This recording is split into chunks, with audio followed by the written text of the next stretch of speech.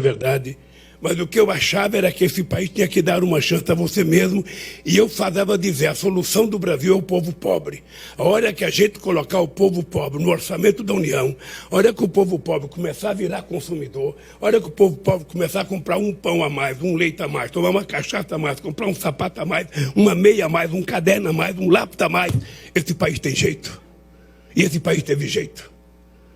Tá? Nunca esse país viveu um estágio de alegria coletiva como viveu nesse período que todos se achavam brasileiros, todos participavam, a economia crescia, o PIB crescia e era distribuído, porque a vantagem do PIB crescer é distribuí-lo. Não adianta o PIB crescer como cresceu nos anos 70, 14% ao ano, e ficava só com meia dúzia de pessoas. O PIB é bom crescer quando a gente distribui esse PIB para que todo mundo possa participar. Então, o nosso programa de governo, a Luísa fez uma exposição, é um programa de governo que passa por compreender que esse país precisa se reindustrializar. E mais uma coisa, José, que eu acho que a Fiesp pode contribuir. É preciso que a gente discuta novos nichos, sabe, de indústria para a gente fazer investimento. No que a gente vai competir? Eu aprendi com o Roberto o seguinte, muitas vezes a gente fala em commodities, sobretudo no agronegócio, como se fosse um desdém, sabe? Como se fosse uma coisa menor, sem levar em conta quanto de engenharia, quanto de investimento em tecnologia tem num grão de soja hoje. Sem levar em conta os investimentos, sem levar em conta os investimentos da genética na criação do nosso rebanho, sabe? Uma galinha que antigamente levava 90 dias para matar, hoje você mata com 35 dias. Um boi que levava 48 meses, hoje você mata com 18. Se vacilar, o Roberto está matando com 15. Sabe?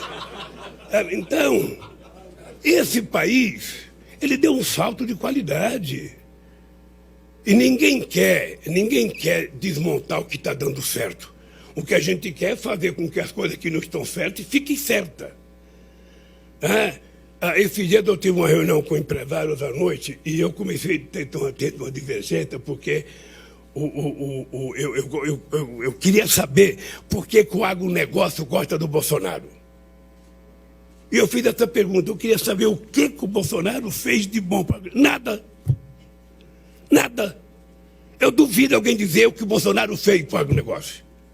A última medida grande para o agronegócio foi feita por nós com a medida provisória 532 ou 452 em 2008, quando a gente resolveu o problema da securitização da dívida ruralista em 89 bilhões de reais.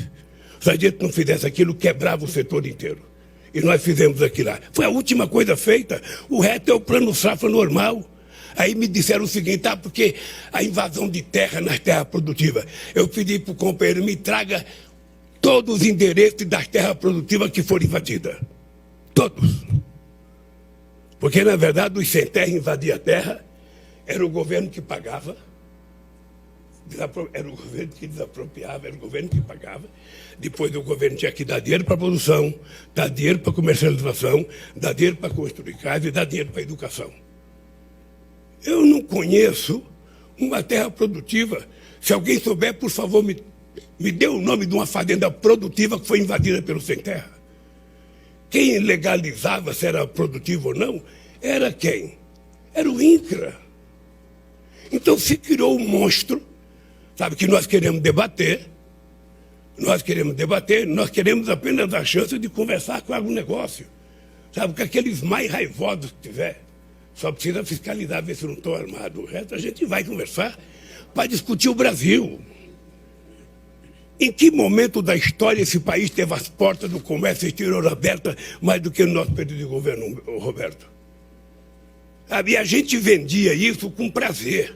Falar bem do Brasil era minha obrigação. Eu lembro, e o Alckmin se lembra do que acontecia aqui no etanol. Acho que nós dois juntos recebemos mais de 90 empresários japoneses. O Brasil ia virar um canavial, porque era todo mundo querendo produzir etanol. Era a Europa dizendo que ia colocar 10% de etanol até 2020 na gasolina. Era o Japão dizendo que ia colocando 3%. E era todo mundo querendo comprar usina e querendo vender usina. A Europa até hoje não colocou os 10% prometidos. O Japão até hoje não colocou os 3% prometido. Então, essa questão ambiental agora toma um corpo maior, porque há 20 anos atrás, se a gente fizesse economia de baixo carbono, sabe, era coisa para estudante da USP. Hoje não, hoje quem está no mundo do empresarial, quem está no mundo do comércio exterior, sabe que o mercado e a economia de baixo carbono é uma necessidade de competitividade nossa. E é um jeito da gente ganhar dinheiro também. Por isso é que nós vamos ter, Josué, que trabalhar, sabe, com quem entende do assunto, seja entidades empresariais, seja universidades, sabe, academia, para a gente saber o seguinte, como é que a gente vai tirar proveito da riqueza que nós temos. Aliás, eu queria te falar que aqui tem um companheiro barbudo que está lá, olha, aquele companheiro é metalúrgico, levanta a mão, metalúrgico de São Bernardo do Campo, é o cara de uma atividade sindical chamada Industrial, que é uma coisa internacional, e esse companheiro é o mais preocupado em industrializar o país. Sabe? Então, eu pedi para ele vir aqui, para ele poder, sabe, se inteirar com vocês aí, quem sabe um dia marcar uma conversa com você. Eles fazem parte de uma discussão, eles estão muito preocupados em discutir o etanol, sabe, o carbono verde do etanol. Eles estão conversando com muita gente e eu acho que uma hora seria importante que você viesse aqui dar uma conversada com o Josué. Então, companheiro, eu vou só terminar dizendo para vocês o seguinte. Nós temos algumas coisas para fazer no Brasil que é urgente. Eu vou repetir 3 palavras que fazem parte do meu dicionário. Essas 3 palavras se chamam credibilidade, estabilidade e previsibilidade. Sabe, qualquer governante que quiser governar o Brasil, o Chile, a Bolívia, os Estados Unidos ou a China, se ele não tiver essas 3 palavras permeando o comportamento dele, não dará certo o governo. A segunda coisa é que o Brasil precisa voltar à normalidade. O que é voltar à normalidade? Sabe, cada um, sabe, no seu galho, ou seja, cada macaco no seu galho. Sabe, nem a Suprema Corte pode fazer política, nem o Congresso Nacional pode querer fazer o papel da Suprema Corte. Ou seja, é preciso restabelecer uma certa normalidade. O governo executa, esse governo não executa nem o orçamento. Esse governo não executa, eu nunca vi na história brasileira essa palavra orçamento secreto. Eu nunca vi, e não é pouco dinheiro, não. É de uma gravidade tão grande que os ministros não liberam mais dinheiro. Os ministros ligam para o presidente da Câmara para liberar dinheiro. E é o deputado que vai buscar com o presidente da Câmara. Isso virou normal. Virou normal. Tem muita gente que fala assim para mim, pô, Lula, mas você precisa falar na responsabilidade fiscal. Eu, sinceramente, fico até às vezes ofendido. Porque quem não tem responsabilidade fiscal cria uma lei de teto de gasto. Quem tem responsabilidade na sua origem, sabe, não precisa de lei para fazer teto de gasto. É por isso que eu falo sempre assim, nós pegamos o governo com quase 65% da dívida, deixamos com 40%, nós pegamos esse país com 30 bilhões de dívida, pagamos ainda, emprestamos 15 para o FMI, esse país não tinha o hábito de ter reserva, nós deixamos esse país com 370 bilhões de reserva de dólar, é por isso que ele nunca quebrou, tá? E nós deixamos esse país com um crescimento razoável. E um comércio exterior razoável. Chegamos a quase 502 bilhões de dólares no fluxo de comércio exterior. Sabe, com o maior investimento em educação que já fizemos nesse país. Nós quintuplicamos o orçamento da educação, agora tudo isso está acabando. Tudo isso está acabando. Eu fui na SBPC essa semana, acabou os investimentos em ciência e tecnologia. Olha, como é que nós queremos falar do futuro? Como é que você quer falar do futuro se as nossas universidades que foram criadas para dar oportunidade àqueles que nunca tinham tido oportunidade não recebem os recursos necessários? Como é que nós podemos ir para frente se está todos os empresários do agronegócio, pelo menos uma grande parte dos sérios, preocupados com a questão climática, E você tem ministro dizendo que é preciso queimar para passar a boiada logo antes que vote outro que pense diferente deles. Então, eu queria dizer, para terminar, José, para poder responder as perguntas aqui, o seguinte, olha, primeiro, eu sou de muita responsabilidade, eu não sou de jogar nota de 5 fora. Eu não estou votando para ser presidente da República para fracassar. Eu tenho dito para o Alckmin, se eu não tivesse consciência do que eu quero fazer nesses próximos 4 anos, a melhor coisa que o Lulinha fazia será ficar guardadinho em casa, sabe, cuidando da sua vida. Eu estou votando porque eu sei que a situação do país está pior e sei que nós dois vamos resolver esse problema. E eu quero, depois de 1 ano e pouco que a gente estiver já trabalhando, você nos convidar para vir aqui para a gente dizer o que está sendo feito. Porque eu acho que nós vamos dar jeito nesse país. Acho que nós vamos dar jeito. E quero dizer para vocês, o dar jeito nesse país significa a gente, outra vez, acabar com a miséria desse país. Acabar. Porque eu nunca vi, eu tenho 76 anos de idade, ando nessa cidade há pelo menos 60 anos, eu nunca vi a quantidade de desgraça na rua que a gente está vendo agora. E eu acho que é preciso a gente conquistar o direito de ficar indignado com isso. Não é normal, não pode ser normal.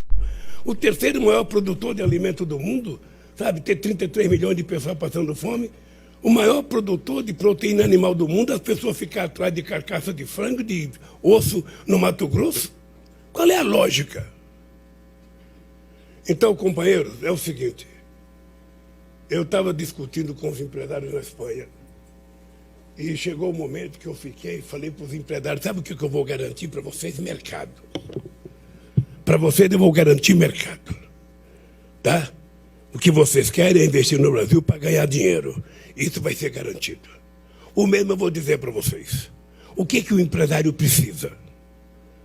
Além das coisas de uma regulação, sabe, mais flexível, de uma política tributária, que essa é uma coisa, Josué, que é bom ser novo. Sabe, que é o seguinte, essa é uma coisa que eu vou desafiar vocês, junto com o governo e junto com a sociedade brasileira. Nós vamos ter que definir que política tributária é bom para esse país. Porque em abril de 2007, eu fiz uma política tributária que teve a aprovação de 27 governadores, teve a aprovação de 27 presidentes da Federação e das Indústrias, teve a aprovação de todas as centrais sindicais, teve a aprovação de todos os líderes no Congresso Nacional. Eu fui levar ela pessoalmente ao Congresso Nacional, achando que ia ser aprovada por unanimidade. Quando eu cheguei lá, Josué, entreguei. Não vou deixar. Parece que eu não posso nem pegar uma caneta. Se eu não posso pegar a caneta, eu não posso ter presidente. Preciso mostrar vigor aqui para vocês. Então, eu digo todo dia que eu tenho 76 anos de idade, energia de 30 e tesão política de 20, porra, deu. Então, veja, eu acho que quando mandei essa proposta tributária, é muito engraçado, porque tanta gente participou da elaboração dessa proposta que eu falei, vai ser aprovada por unanimidade. Não era o Eduardo Cunha ainda, era o Temer que era o presidente. Vai ser votada, não. Aí deram a relatoria para o Sandro Mabel, que vocês conhecem, sabe? O Serra, que tinha participado comigo e que tinha aprovado, começou a ser contra. Aí vai o governador contra aqui, até hoje não foi votada. Então é o seguinte, gente, cada um de vocês tem uma bancada dentro daquele Congresso. Tem um amigo que é deputado, tem um amigo que algum de vocês ajudou, alguma coisa. Nós vamos ter que, quando tiver uma proposta de política tributária, que a gente seja consensual de que ela é boa para todo mundo, a gente ir lá e fazer ela ser aprovada. Porque quando chega lá dentro, são 513 políticas tributárias que tem. Cada um tem uma na cabeça. A questão da legislação trabalhista, que muita gente ficou assustada quando nós falamos que vamos rediscutir, é porque, veja, eu sou de um sindicato que em 1974, nesta casa aqui, ainda no tempo do Vidigal, no tempo do Mário Amato, sabe? Nessa casa aqui, a gente propunha fazer negociação coletiva. A gente não queria julgamento na Justiça do Trabalho, não. Vamos acertar aqui o que a gente estabeleceu, sabe, nas empresas, vamos fazer um acordo aqui. Nunca quiseram.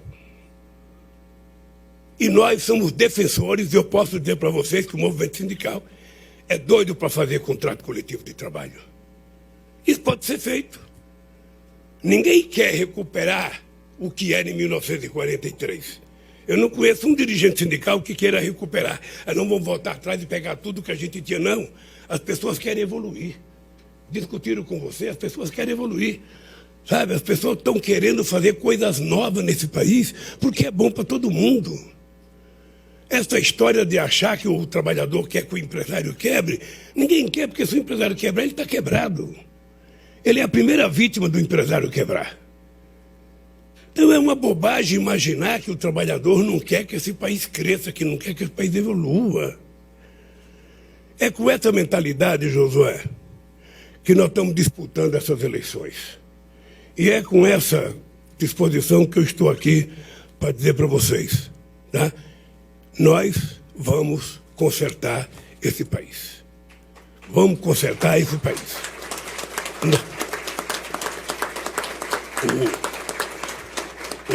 Os meus economistas, Luciano Coutinho participava de vez em quando, mas Beluso participava, Maria da Conceição participava, Paulo Nogueira participava, Luiz Mercadante participava. Em 2002, o que eu mais ouvia era o seguinte: olha, o Brasil está quebrado.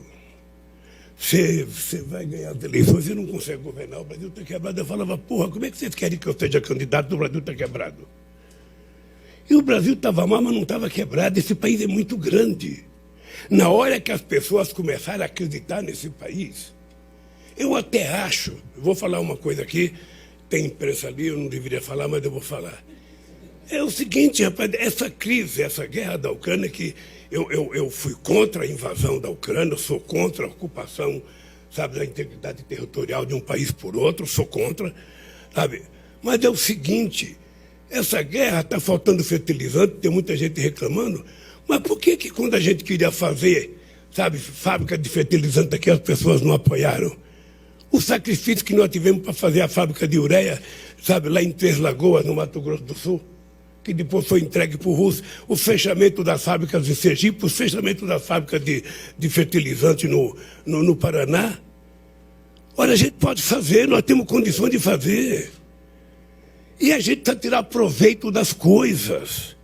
Eu acho que esse momento, Josué, esse é o momento do Brasil se apresentar ao mundo com a grandeza que ele tem.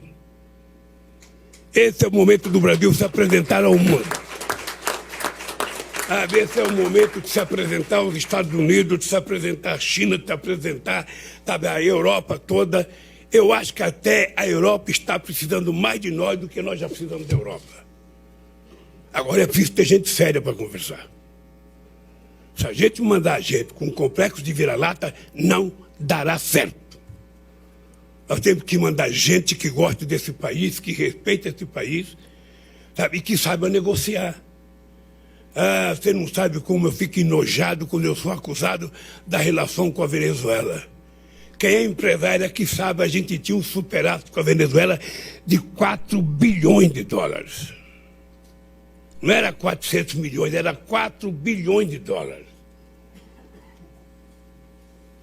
E eu e o Celto ficamos agoniados, porque não é bom uma relação comercial em que você tem 4 bilhões de dólares superávit todo ano. A gente queria equilibrar um pouco. Por isso é que nós resolvemos fazer a refinaria, sabe? Eles com 40%, a gente com 60%, que era para a gente poder balancear um pouco a balança comercial. Então, gente, esse país, ele tá pronto. Ele está pronto. Essa coisa do Bolsonaro criar esse clima de instabilidade, essa convulsão diplomática no mundo, sabe? Isso vai ser para nós um filé mignon Alckmin. Quando nós dois chegar, que eles perceberam o sabor, sabe, de Lula com Chuchu, de Chuchu com Lula, esse Brasil vai voltar a crescer, vai voltar a ser representativo e vocês de empresários vão voltar a ser respeitados. Vocês vão ser tratados com a defesa que tem que ser tratada nas relações internacionais. Então é esse o jogo. Tá?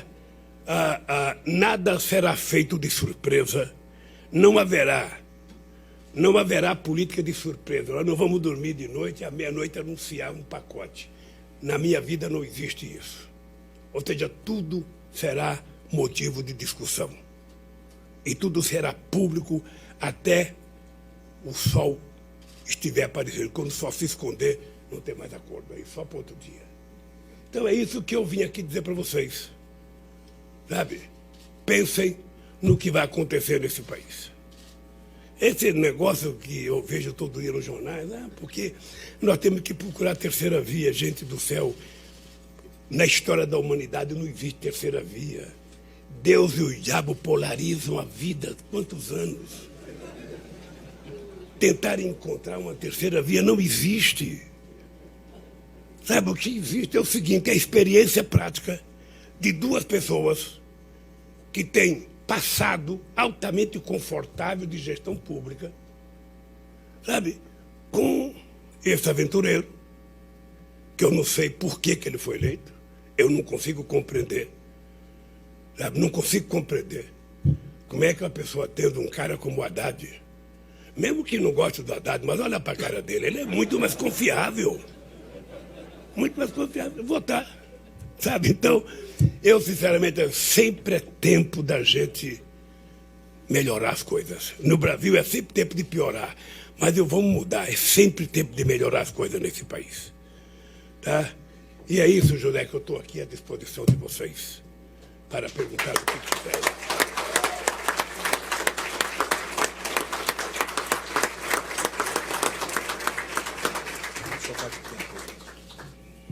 Eu não tenho relógio. Qual é o tempo que você tem? Vamos fazer até meio-dia? Vamos então selecionar 4 perguntas das 11. Você que sabe. Tá certo?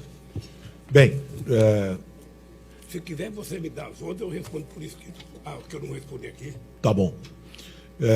Eu acho que não vai dar tempo para passarmos por todas as perguntas. Nós tínhamos elaborado perguntas iguais para todos os candidatos.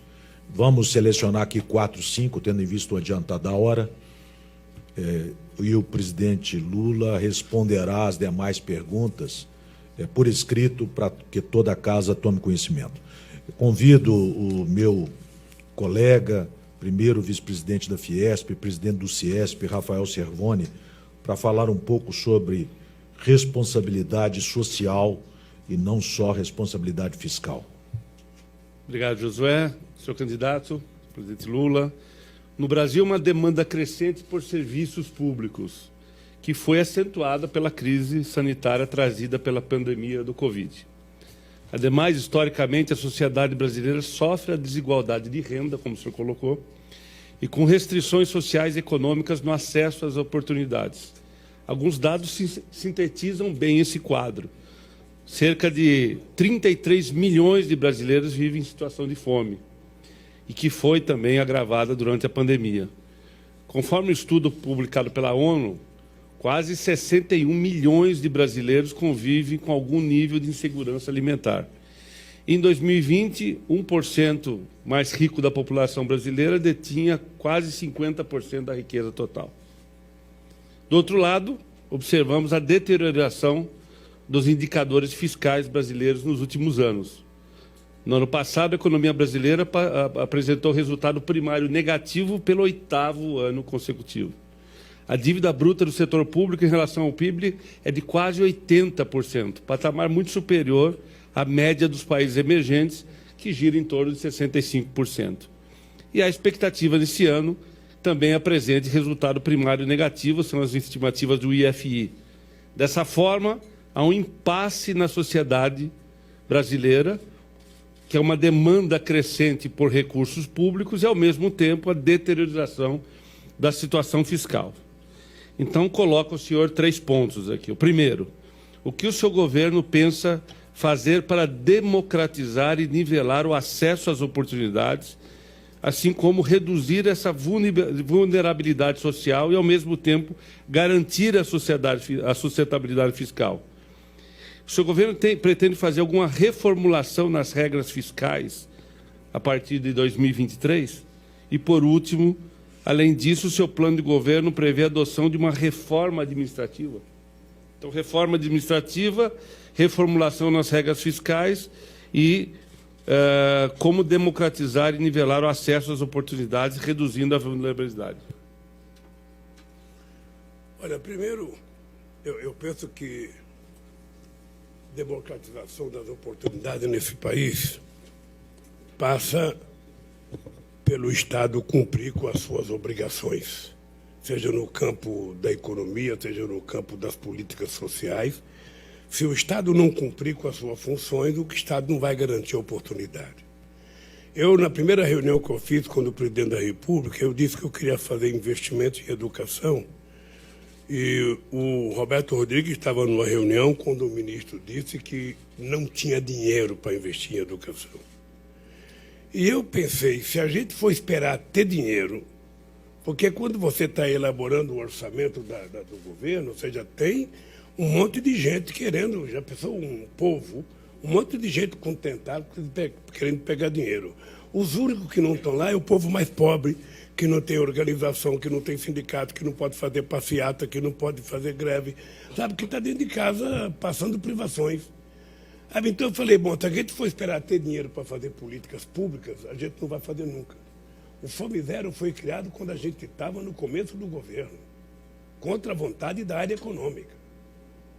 O investimento nosso em universidade foi criado no momento que a gente estava com crise econômica e a gente criou porque era investimento, não era gasto. Então eu acho que o Estado tem que cumprir com as suas funções. Eu tenho muito orgulho porque eu fui o único presidente, sabe, do G20 que cumprimos o superávit primário durante todo o tempo que nós governamos esse país. Aliás, partido de esquerda que romperam com o PT, o PSOL e o PSTU, surgiram por duas coisas que nós fizemos. A reforma da Previdência, que o Alckmin falou aqui no setor público, e surgiu pelo que eu aumentei o superávit primário para 4,25. Porque a vida inteira eu era contra o superávit primário, mas quando eu virei presidente eu tive que aumentar. E aí saiu muita gente do PT, foi criar o PSOL, saiu muita gente do PT, foi criar o PSTU, e nós conseguimos sobreviver como o único país do G20 que cumpriu o superávit durante todo o período que nós governamos esse país. Então, eu digo sempre o seguinte, ter responsabilidade fiscal é quase que uma profissão de fé de um cidadão que governa algo que não é seu, algo que é público. Sabe, a imagem que eu tenho pode ser ela simplista, mas eu conto sempre. Minha mãe era analfabeta, era 8 filhos que trabalhavam, chegava em casa naquele tempo, a gente recebeu o pagamento dentro de um envelope, dentro de uma envelopezinha amarela, o dinheirinho pouquinho estava lá dentro, a gente chegava, 8 filhos, todo mundo entregava para minha mãe. Minha mãe não sabia fazer um ó com um copo, mas sabia contar dinheiro. Então a minha mãe pegava o nosso envelope, abria dos 8 filhos sentados na mesa, ela tirava, esse aqui é para a padaria, esse aqui é para o armazém, esse aqui é para o transporte, esse aqui sobrou, esse aqui é para o transporte de vocês até o mês seguinte. Se sobrava, dava alguma coisa, se não sobrava, todo mundo ficava chupando o dedo. Ou seja, eu aprendi que a gente só pode gastar aquilo que a gente ganha, aquilo que a gente tem, aquilo que a gente arrecada. E você só pode fazer dívida se não for para custeio. Se você tiver que fazer uma dívida para construir um ativo novo, alguma coisa rentável, compensa você fazer essa dívida. Porque você é como empresário. Olha, se vocês tiverem uma empresa e vocês tiverem que fazer uma dívida para aumentar a capacidade produtiva, vocês vão fazer. Mas você não vai fazer uma dívida para consertar o que não tem conserto. Então, essa coisa fiscal, para mim, é uma coisa que eu levo muito a sério, sabe? Porque eu aprendi dentro de casa muito cedo. A questão da oportunidade eu prezo muitas vezes até de forma radicalizada, sabe? Mas o que a gente provou com o ProUni, quando a gente provou com o ProUni, é que quando as pessoas pobres da periferia têm a chance de disputar uma vaga na universidade e conseguem entrar na universidade, o Haddad deve ter tido o mesmo orgulho que eu, a Luiz Mercadante, quando a gente recebia, Roberto, a notícia de que o aluno do ProUni na FAAP tinha tido nota melhor do que o filho de alguém, sabe, que pagava para ele estudar. Ou seja, significa que nós precisamos criar A lei de cota foi oportunidade para quem nunca tinha tido. Hoje, nós temos 51% dos estudantes da universidade, sabe, são negras e pardas. O Alckmin, esse dia, estava numa reunião com a direção e o reitor da USP. 51% dos estudantes da USP já são de periferia. Pessoas de escola pública. E quem foi que fez? Não foi o Lula, não, foi o Alckmin, que exigiu que a reitoria da USP colocasse o povo da periferia dentro da USP. Então, isso é garantir que aqueles que nunca tiveram tenham oportunidade. E eu acho que nós vamos ter que fazer uma reforma administrativa, sim. Eu acho que é preciso, assim, tem pouca gente ganhando muito e tem muita gente ganhando muito pouco. É preciso tentar fazer um equilíbrio, e aí nós vamos ter que pensar direitinho. Aqui já tem experiência de monte, nós já temos 13 anos de governo, tem muito governo de Estado, tem muita gente preparada nessa coisa administrativa para a gente sentar e dar uma repensada no Brasil. É preciso fazer, está aqui o Edson, 16 anos de governo, imagina vocês um índio, sabe, com 16 anos de governo no Piauí. E ainda quer ser senador e vai ter senador, e se vacilar quer voltar a ser governador outra vez. Sabe? Pense num cabrinha apegado ao cargo de governador. Então, eu quero pegar a experiência de companheiros como o Hélito, como o Alckmin, como o Rui Costa, como o Camilo Santana, como todos que tiveram experiência bem-sucedida, está aqui a nossa Fátima, e a gente tentar pensar um novo Brasil. É possível fazer uma reforma administrativa, fazer justiça a partir de uma reforma administrativa? É. E nós vamos fazer, porque o Brasil precisa disso. E precisa amoldar a burocracia a uma nova cultura. E você tem que compreender que é o seguinte: uma pessoa que trabalhava no DENIT, engenheiro de 25 anos de casa, ganhava R$5.000 por mês, 5 mil, 6 mil, 7 mil. Um menino de 25 anos, fiscal no Tribunal de Contas, ganhava 25, 30 por mês. Ou seja, esse país era um país em que a execução ganhava pouco e a fiscalização ganhava uma fortuna. Então é preciso que a gente tenha um certo equilíbrio nisso, para que esse Estado possa dar conta, sabe, de gerenciamento. E nós vamos ter que cuidar do SUS. Aí é uma coisa que nós vamos cuidar especialmente do SUS. Porque o SUS foi uma coisa mal compreendida durante muito tempo por uma parte da sociedade, por equívoco da imprensa brasileira de falar mal do SUS. E na pandemia o SUS provou a importância, sabe, extraordinária que ele teve, e sobretudo os funcionários do SUS, os médicos, as enfermeiras. Esse dia, Celso, eu vi uma reportagem na televisão, 2 crianças que nasceram com a cabeça grudada. Acho que foi no Rio de Janeiro. 9 cirurgias, inclusive com especialista em inglês. Sabe por conta de quem que foi feita a cirurgia? Por conta do SUS. 95% do transplante feito, sabe, nesse país é feita pelo SUS. É a maior fábrica de transplante que nós conhecemos no mundo, é o SUS. Então, eu acho que agora que o SUS conquistou aquilo que nunca deveria ter perdido, eu acho que nós precisamos, sabe? Eu lembro da campanha que meu amigo Paulo Scaff fez para acabar com a CPMF, sabe? Depois de um discurso maravilhoso do Adib Jatene, quase chorando para que a gente pegasse o CPMF todinha para a saúde, nós perdemos por um voto, que era para me prejudicar. Mas nós agora precisamos ter consciência, vai precisar de dinheiro para o SUS. E nós vamos arrumar nessa tal propalada e defendida e sonhada reforma tributária, que eu espero que a gente faça junto, para que ela seja justa para todos, sabe? Mas alguém vai ter que pagar a conta, e quem é mais rico vai ter que pagar a conta. Lamentavelmente, eu gostaria de ser dos mais ricos para pagar a conta. Você sabe que pobre, ele reclama porque ele não paga imposto de renda. Ele gostaria de ganhar muito para pagar. Sabe? Não pensa que a gente está contente em ganhar pouco, não. Sabe aquele cara que recebe o mínimo e fala, eu não pago imposto de renda, estou legal. Não, ô babaca, legal se você ganhar 20, cara. Aí é que é legal. Então, eu acho que nós vamos fazer a reforma tributária e nós vamos tentar estabelecer, sabe, essa reforma administrativa e nós vamos consertar esse país. Josué, eu sinceramente, eu só lamento que teu pai não esteja vivo. Porque o que aquele homem sonhava, o que ele sonhava em consertar esse país era uma coisa, parecia uma criança. Mas nós vamos, essa tarefa vai caber ao Alckmin e a mim. A gente vai colocar esse país, sabe, no lugar dos países grandes.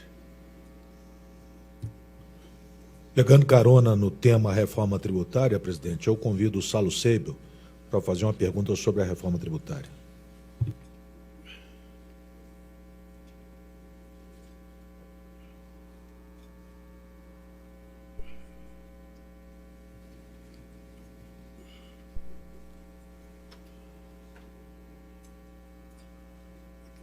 Teve um tempo que só se falava no livro, agora não se fala mais no livro.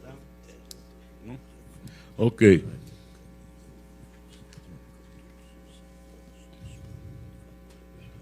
Bom,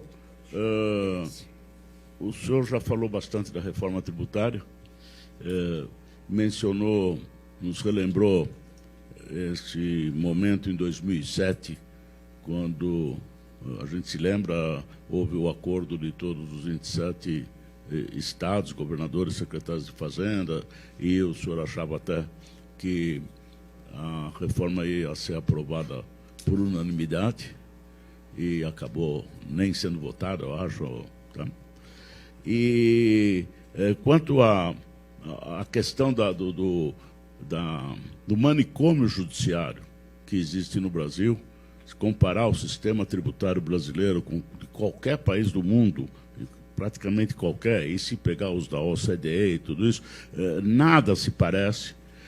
Nós temos justamente na indústria, que é o setor mais sacrificado, mas não é só por isso que nós precisamos de uma reforma tributária, mas nós temos 5 impostos, IPI, PIS, COFINS, ICMS e ISS, que afeta as cadeias produtivas todas. Com isso, nós temos uma tendência importante à queda de produtividade, à queda de crescimento, a queda de renda no país. Ou seja, foi citado já aqui pelo Josué, eu acho, que com uma participação não de 11%, que o Josué arredondou, mas de 10,3% no PIB, agora em 2019, nós temos praticamente 30% da arrecadação pelo setor industrial, mas eu acho que o problema, a complicação, ainda ontem, conversando aqui na Fiesp mesmo, qualquer uma empresa média no Brasil, média para grande, precisa de 100, 120, 150 funcionários, só para poder tentar pagar os impostos em dia, porque muitas vezes não é possível, porque em dia não, para pagar corretamente, porque saem não sei quantas portarias por dia, sejam da Receita Federal, das Receitas Estaduais. Então, a pergunta é essa. O senhor já colocou e já citou, mas de que forma, com que prioridade o senhor vai colocar o tema da reforma tributária? E quais são as principais mudanças que o senhor... Porque reforma tributária, como o senhor até já disse, praticamente cada cabeça tem a sua. Muitas coincidem, infelizmente, né? Não temos... Mas quais são as principais mudanças que o senhor pretende introduzir no sistema tributário brasileiro com essa reforma? E dentro disso, a gente na indústria pergunta especificamente se vai se considerar a isonomia entre os setores. Mas mais importante a pergunta anterior. Então, acho que é isso. Só para te dizer uma coisa, o que menos importa aí é qual é o que eu tenho prioridade, porque você sabe que no nosso programa de governo a gente tem feito uma reforma agrária progressiva em que a gente possa taxar, sabe, a parte mais rica da sociedade, taxar menos a produtividade, taxar mais o patrimônio. Agora, tudo isso é desejo, sabe, de uma pessoa, de um partido político e que precisa ser colocado à disposição de um debate para saber se é isso que a sociedade quer. Eu acho que se nós encontrarmos, veja, se a gente conseguir desonerar cada vez mais a produção e a gente aumentar a possibilidade de onerar, sabe, o patrimônio da pessoa, a gente pode estar fazendo justiça, sabe, tanto com o produtor quanto com o consumidor. Eu acho que nós podemos chegar lá, se a gente tiver disposição de discutir abertamente, cada um querendo fazer o melhor para o país. Eu acho que tem que ser logo, porque, veja, o mandato é de 4 anos. O mandato é de 4 anos. Se eu e o Alckmin tomarmos posse, se a gente ganhar as eleições e a gente começar a deixar essas coisas para amanhã, a gente não faz mais. Eu queria até dizer para vocês que a primeira coisa que eu quero fazer, se a gente ganhar as eleições, é, na primeira semana ou na segunda semana de janeiro, reunir todos os 27 governadores para que a gente restabeleça duas coisas. Primeiro, restabelecer o Pacto Federativo, para que a gente possa criar uma relação de respeito entre os estados. E segundo, a gente tentar ver quais são as 3 ou 4 obras de prioridade de infraestrutura em cada estado, para que a gente possa construir um pacote de infraestrutura para que a gente comece imediatamente a trabalhar para tentar gerar emprego. E vamos tentar arrumar dinheiro. Nós vamos trabalhar para o BNDES voltar a ser um banco financiador do desenvolvimento desse país. Quando o BNDES exerceu essa função, esse país andou muito bem. Se não fosse a vontade do poder público de fazer investimento, quando quebrou o Lehman Brothers, a gente não tinha recuperado a economia brasileira. Eu lembro que eu até liguei para o Obama para ele criar um BNDES lá. Ele falou que lá nem pensar, sabe? Mas, então, nós vamos ter que fazer imediatamente essas coisas. A minha ideia, veja, eu vou dizer uma coisa que eu não estou sentando na cadeira como Fernando Henrique Cardoso fez com o Jânio Quadros, em 85, não. A minha ideia é que se a gente ganhar as eleições, nós vamos tentar, sabe, eu sou contra tentar, você tem que anunciar o que, é que você vai fazer nos primeiros 100 dias. Nos 100 dias você não faz nada.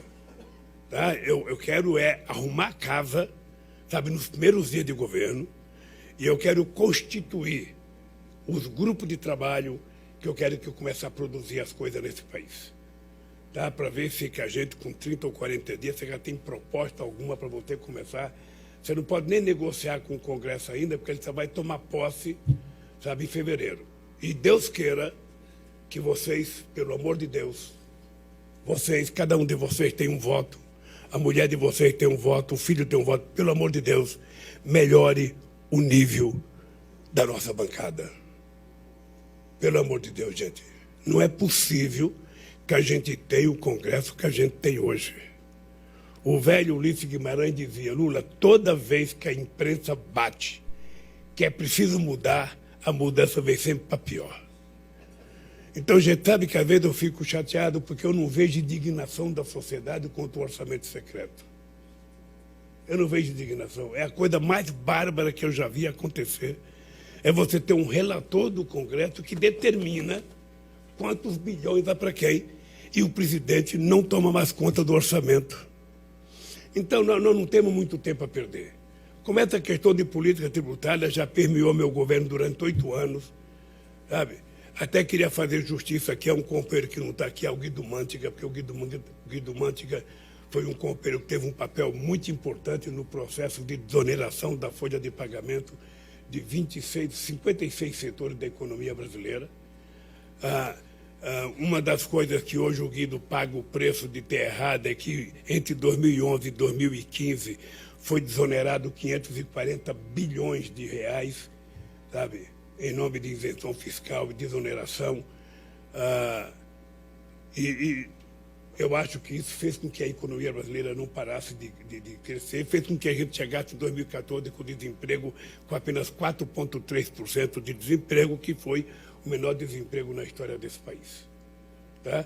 Mas eu só quero que você saiba o seguinte, o meu sonho de fazer uma reforma tributária é porque eu ouço isso, sabe quando? Desde quando eu comecei no sindicato em 1969. Não tem um debate com qualquer empresário que a questão da reforma tributária não...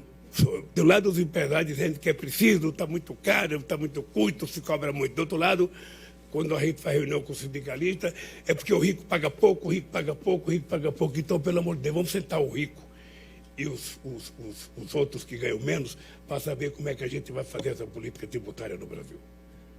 Sabe, eu estou convencido que tem que ser imediatamente, logo depois da posse, a gente tem que colocar esse assunto na mesa para discutir. E, se Deus quiser, eu espero que a Fiesp esteja presente numa comissão que nós vamos criar, envolvendo sindicalistas, envolvendo empresários, para a gente poder construir um projeto e tornar ele público antes de mandar para o Congresso Nacional. Quem sabe indicar um relator que vá levar a sério aquilo, porque nem sempre o relator cumpre aquilo que promete com você. Eu vou lhe contar uma pequena história. Em 2006, quando nós decidimos da regulação do petróleo, do pré-sal, eu chamei, Temer era presidente da Câmara, Zacarias era líder do governo, e eles queriam indicar o Henrique Eduardo Alves, do Rio Grande do Norte, para ser o relator. E eu estava com a proposta da medida provisória. E na minha frente, o Henrique Eduardo Alves concordou que ele ia votar exatamente aquilo que estava na medida provisória. Com base nisso, e com o aval do Temer e com o aval do Vacareza, eu dei a relatoria para o Henrique Eduardo Alves. No dia seguinte, o Ípice Pinheiro, do Rio Grande do Sul, dá uma declaração que tem que distribuir o rótulo do petróleo para quase 6 mil municípios no Brasil. Que não tinha que ficar no Rio de Janeiro, na Bahia, em São Paulo. O que o relator fez? Jogou o meu relatório fora e votou no relatório do Ípice, para dar petróleo para todos os 6 mil municípios, para dar o rótulo para os 6 mil prefeitos do Brasil. Ou seja, não era possível, nós tivemos que vetar. Então, essa coisa da Câmara, nós vamos precisar da ajuda de vocês, porque a grande tarefa que o Alckmin e eu vamos ter é que nós vamos ter que conviver com o Congresso Nacional. Se ele não melhorar, nós vamos ter que conviver com esse. E vamos ter que conversar. E vamos ter que acordar. Porque senão a gente não consegue mudar as coisas nesse país. Tá? Bom, o Alckmin sabe conversar, porque quem foi governador 20 anos deve ter alguma coisa especial, tem mais apego ao cargo do que o Wellington. Sabe? Então, mas vai ser imediatamente essa questão da reforma tributária, porque o futuro do Brasil depende do que a gente fizer nos primeiros 6 meses aqui. Eu gostaria de convidar o Dan Iosp, vice-presidente da Fiesp, para fazer uma pergunta sobre reindustrialização. O senhor sabe que a indústria automobilística tem importância em várias economias do mundo, especialmente agora, nesse processo de descarbonização da frota. Dan, por favor. Muito obrigado, presidente Josué, presidente Lula, colegas. O tema é reindustrialização. Do ponto de vista externo, a pandemia, os conflitos internacionais, o avanço acelerado da tecnologia e várias discussões geopolíticas estão abrindo enormes ameaças e enormes oportunidades para esse capítulo de reindustrializar ou desindustrializar ainda mais. Acho que, como o senador Mercadante colocou muito bem, não só é fundamental para a indústria, mas é fundamental para o país. Nós temos uma agricultura pujante, nós temos um setor de serviços pujante, e isto não tem feito o PIB do Brasil andar na direção desejada, e há uma convergência entre desindustrialização e queda do PIB brasileiro nos últimos 40 anos. Não é por acaso. A indústria de transformação, ela também é a fronteira tecnológica. Nós temos 2/3 do gasto de pesquisa, desenvolvimento e inovação na indústria. Os melhores salários e os mais qualificados e o maior aprendizado, e o senhor bem sabe disso da sua vida, estão também na indústria, por exemplo, na indústria automobilística. Nós também temos o maior grau de formalização. Temos também o maior efeito multiplicador.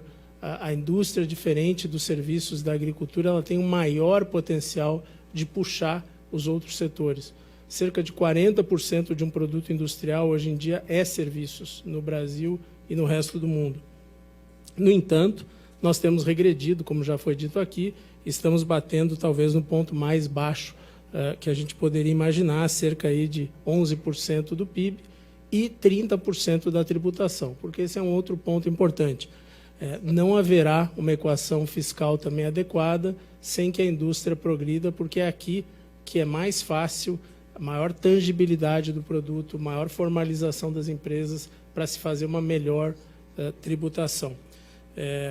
Por outro lado, temos convivido por algumas décadas com um custo Brasil que nos onera e que nos dificulta muito a competição e a produtividade. Temos condições macroeconômicas e um aperto monetário que não nos favorece e nos dificultam o caminho.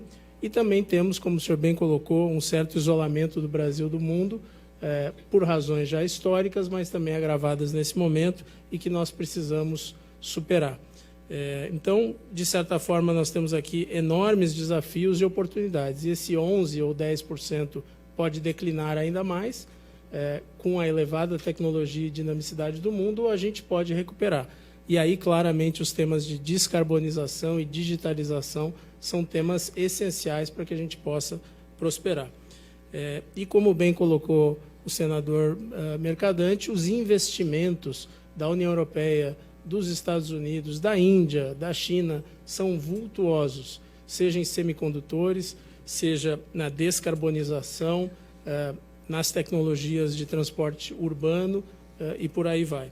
Então, a pergunta é: que medidas o senhor contempla para reverter esse quadro preocupante de desindustrialização, que obviamente vai nos impedir de gerar bons empregos, ameaça a equação fiscal e, obviamente, agrava o nosso problema social?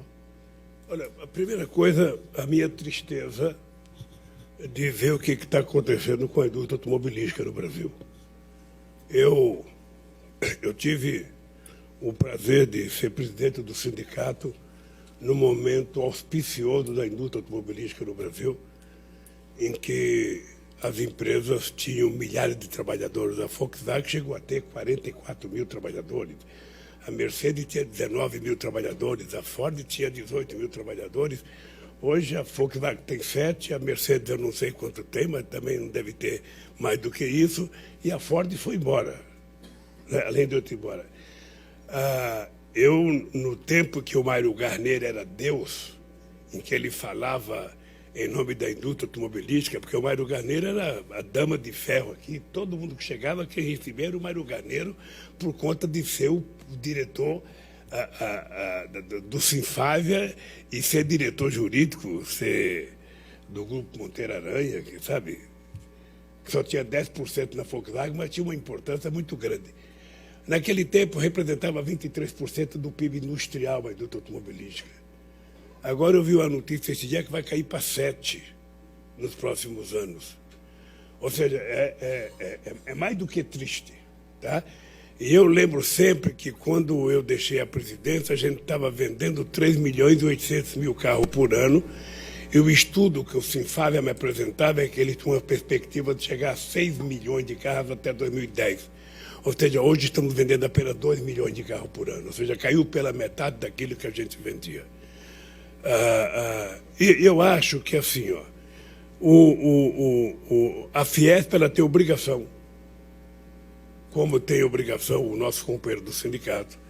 Nós temos que discutir o seguinte: o que vai ser o mundo da empregabilidade nesse mundo digitalizado? Aonde é que vai caber o trabalhador nisso? Eu tenho feito debates, ou seja, e tem muita gente que não sabe onde a gente vai. Ou seja, como é que a gente vai gerar emprego nessa área? Como é que a gente vai fazer com que essas pessoas possam sair de uma sociedade, sabe, totalmente diferente, entre uma sociedade nova, onde a indústria de dados é disputada entre China e Estados Unidos, a Europa tem muito pouco, e o Brasil tem quase nada, e a gente não sabe nem como começar isso. Então, eu sei que é uma responsabilidade que os trabalhadores estão preocupados, porque é eles que vão, no fundo, sofrer as consequências, e eu acho que nós, governo, vamos ter que conversar como é que a gente vai resolver esse assunto. E nós temos que discutir nichos de indústrias que nós queremos investir. Sabe, nós temos que saber o seguinte: o Brasil vai fazer uma indústria, sabe, espacial. O Brasil vai tentar competir nessa área. A gente vai ficar apenas dependendo da aviônica, da Boeing, ou nós vamos tentar fazer alguma coisa mais do que isso? Eu fui no ITA participar da inauguração de turbina a etanol. Eu lembro que no dia que eu fui lá, eu disse que a Eletrobras deveria comprar um conjunto de turbinas para poder dar capacidade de industrialização para produzir no Brasil. Ou seja, faz 12 anos que eu deixei a presidência, nunca mais aconteceu nada, nunca mais eu vi nada, eu não sei o que aconteceu nisso. Então, o Brasil, ele vai ter que ter coragem. Quando o Piva era presidente da Fiesp, eu chamei o Piva e falei, Piva, porra, não é possível que esse país não tenha, sabe, uma decisão de que o Brasil vai ser o maior produtor de papel celulose, o maior produtor de papel fino, de qualidade. Não é possível que a gente tenha cortar um pino a cada 6 anos, a Finlândia corta a cada 20 anos e eles produzem mais do que nós. Vamos criar uma coisa nova, sabe? Não aconteceu. Então nós precisamos saber o seguinte, o que é que nós queremos desenvolver nesse país? Vamos escolher o que é que a gente quer fazer para a gente colocar dinheiro, para a gente formar gente para poder dar salto de qualidade, porque senão fica esse discurso evasivo. Não, é porque preciso reindustrializar, é preciso industrializar, é preciso, sabe? E não acontece nada. As empresas vão minguando. Eu fico com a dó, você não sabe o quanto para mim pesou, por exemplo, a Metal Leve fechar. Sabe? Eu visitei a Metal Leve muitas vezes com o Mindley. Era uma fábrica orgulho. Sabe quantas indústrias de autopeça fechou nesse país quando o Collor cismou que era carroças, carro brasileiro? Sabe? Aí resolveram modernizar e fechou todas as empresas brasileiras, criaram o carro mundial. E aonde nós fomos? A última que está sobrevivendo é a Arteb, que parece que também já está para fechar, que é lá em São Bernardo do Campo. Então, nós temos que discutir a indústria farmacêutica, onde que a gente pode fazer investimento, a indústria de produtos para a saúde, sabe? Onde é que a gente pode investir? Vamos criar, o Aloysio, quando era ministro da Ciência e Tecnologia, foi criada uma plataforma de 10 áreas em que a gente pode fazer investimento. Para isso, a gente vai ter que formar mais engenharia e menos advogado. Então, vamos ter que fazer mais investimento em engenharia, mais investimento em gente, sabe, que possa estar para abusar desse mundo digitalizado. Né? Então, eu, sinceramente, acho que é um compromisso do discurso nosso de 2002, de 2006, de 2010, 2014. Acontece que não aconteceu. Eu comecei a fazer a indústria naval. Eu tinha um sonho de recuperar a indústria naval brasileira. Quando eu ganhei as eleições, eu fui em Angra dos Reis provar que a gente poderia recuperar a indústria naval. Sabe, o presidente do BNDES na época, eu não vou falar o nome dele porque ele já morreu, sabe, disse que eu era demagogo, que o Brasil não tinha condições de fazer indústria naval. Nós não só começamos a fazer, como saímos de 3 mil trabalhadores para 86 mil trabalhadores. Acabou outra vez. Está fechando. Sabe, e o Estado tem que financiar.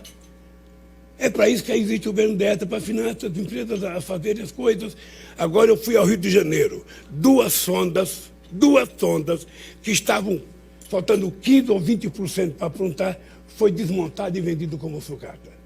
Quando nós aprovamos a lei de componente nacional, exigindo que cada navio, cada sonda ou cada plataforma tivesse 65% de componente nacional, é engraçado que pouca gente defendeu a gente, nós apanhamos pra caramba. E agora acabou. Não tem mais componente nacional. Foi criado milhares de pequenas empresas para que pudesse produzir coisa para a indústria naval, para a ferrovia. Tudo isso acabou. Simplesmente acabou. E, obviamente, nós vamos retomar isso. Eu tenho experiência muito triste com ferrovia, sabe? Que eu não vou também contar para vocês, mas a Transnordestina já era para estar pronta. A Transnordestina era para ligar o porto de Pecém ao porto de Suape, passando por Eliseu Martins, no estado do Wellington. Sabe? Eu fui há quase 15 anos atrás, dar o pontapé inicial, simplesmente ela não saiu ainda. Simplesmente não saiu. A leste a oeste na Bahia. Sabe? Eu fui lançar, achei que estava pronta, não está pronta. Então, meu caro, é o seguinte, olha, essa questão da industrialização, está ali os companheiros do sindicato que reivindicam isso todo dia, porque eles querem trabalhar na indústria. E esse é um desafio nosso. Mas se a gente não sei se a Fiesp tem, mas se vocês não tiverem, sabe, a vontade de dizer o seguinte, ó, nós temos 5 nichos que nós achamos que o Brasil pode ser competitivo. nós precisamos da participação do Estado, nós precisamos da participação do financiamento, nós precisamos das universidades participar disso e vamos tocar o barco. A gente faz. Eu quero fazer. Eu acredito que é possível fazer. Mas não é uma coisa teórica, é uma coisa muito prática. No que nós somos competitivos? Porque nós perdemos a história. Sabe? Nós perdemos muito espaço. Os chineses ganharam, se não tudo, quase tudo. Eu estou com um material aqui para abrir, faz tempo que eu estou encebando para abrir e não abri ainda. Mas esse dia eu recebi um material de um amigo meu e eu queria mostrar para vocês, para terminar aqui, a participação da China na economia brasileira. Fabricação de eletrodoméstico. Chineses, 95%. Estados Unidos, 2%. Coreia do Sul, 1%. Fabricação de cabos e fibras ópticas. China, 79%. Hong Kong, 3%. Alemanha, 3%. Japão, 4%. E Estados Unidos, 11%. Fabricação de equipamento de comunicação. China, 77%. Vietnã, 12%. Estados Unidos, 6%. Fabricação de máquinas para processamento de alimentos, bebida e tabaco. Estados Unidos, 35%. Países Baixos, 24%.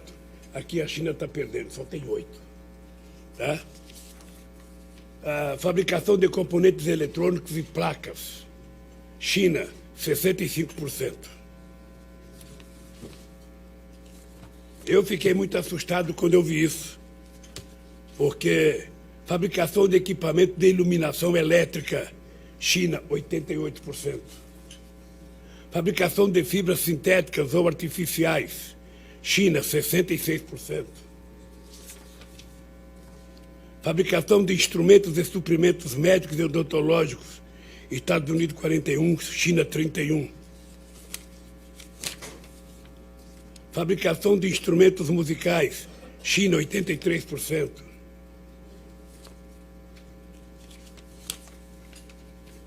Fabricação de instrumentos ópticos e equipamento fotográfico, China, 65%. Ou seja, é o seguinte, eu vou parar de ler aqui, porque senão vocês vão querer fazer guerra com a China. Sabe? É o seguinte, a gente tem a ilusão de vendo que a China está ocupando a África, que a China está ocupando a América Latina. Não, ela está ocupando o Brasil. Ela está tomando conta do Brasil. Tem mais coisa aqui, Josué, que eu achei muito grave isso. Achei muito grave. Ou seja, coisa que a gente fazia, coisa que a gente sabe fazer. Ó, o meu amigo, eu tenho um amigo muito, que eu prezo muito aqui, eu não sei se ele está vivo, não sei.